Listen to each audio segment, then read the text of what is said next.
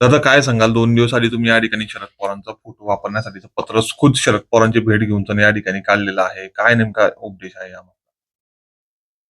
आमच्या पक्षाचे सर्वेसर्वा अजितदादा अचानक आम्हाला सोडून गेल्यानंतर महाराष्ट्राच्या प्रत्येक कार्यकर्त्याच्या मनामध्ये आमचं मन लागत नाही, चित्त लागत नाही. काल परवा सुनील तटकरे साहेबांचा वाढदिवस होता. त्यांच्या डोळ्यात मी अश्रू बघितले आणि सगळ्यांच्याच आमच्या प्रत्येकाच्या डोळ्यामध्ये दादांचं नाव काढलं की अश्रू थांबत नाही.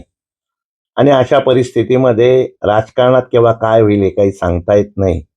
त्याच्यामुळे माझ्या मनात एक विचार आला आणि मी पवार साहेबांना भेटलो.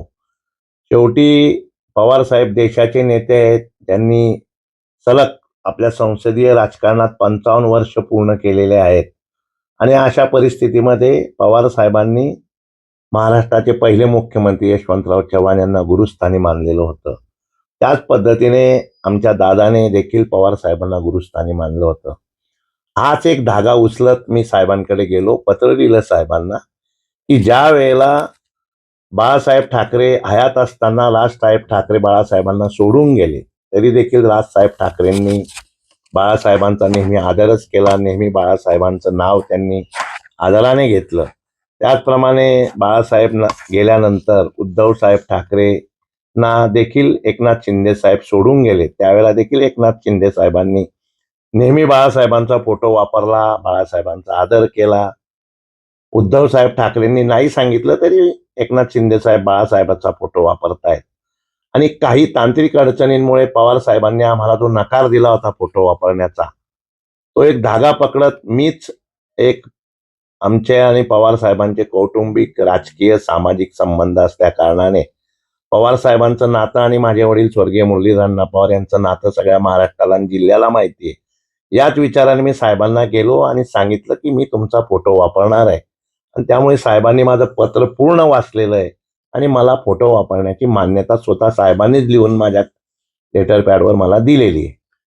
हो, यावेळी तुम्ही जी भेट घेतली त्यावेळेस पुढच्या काळामध्ये दोघं राष्ट्रवादी एकत्र झाले पाहिजे अशी काही चर्चा झाली का त्या संदर्भात काही? अशी चर्चा करण्यासाठी मी तेवढा मोठा राजकारणी नाहीये. मी एक लहानसा कार्यकर्ता आहे. पण महाराष्ट्रातल्या प्रत्येक कार्यकर्त्याला वाटतं की दोन्ही राष्ट्रवादी एकत्र व्हावी. दोन्ही राष्ट्रवादी एकत्र व्हावी यासाठी आमच्या पक्षाचे सर्वेसर्वा खासदार सुनीलजी तटकरे साहेब, प्रफुल्ल पटेल साहेब, भुजबळ साहेब, आमच्या उपमुख्यमंत्री सुनेत्रा वहिनीसाहेब पवार, पारदादा पवार, आमचे आमदार अनिलदादा पाटील आणि तिकडून मग सुप्रियाताई सुळे, जयंत पाटील साहेब आहेत, इकडचे प्रदेशाध्यक्ष शशिकांत शिंदे साहेब आहेत. हे सगळा हा निर्णय रोहित पवार आहेत.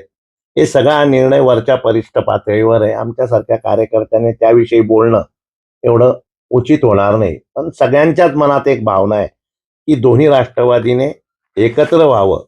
आणि त्याचा एक विषय असा आहे की ज्या जिल्हा परिषदच्या निवडणुका झाल्या 12 जिल्हा परिषदच्या, त्याच्यापैकी पुणे असेल, तिकडचं मला सांगता येणार नाही, पण पुण्यामध्ये दोन्ही पक्षाचे कार्यकर्ते यांनी जिल्हा परिषदच्या निवडणुका या घड्याळाच्या चिन्हावर लढल्या. तीच एक एकत्र होण्याची दिशा होती असं मला वाटतं.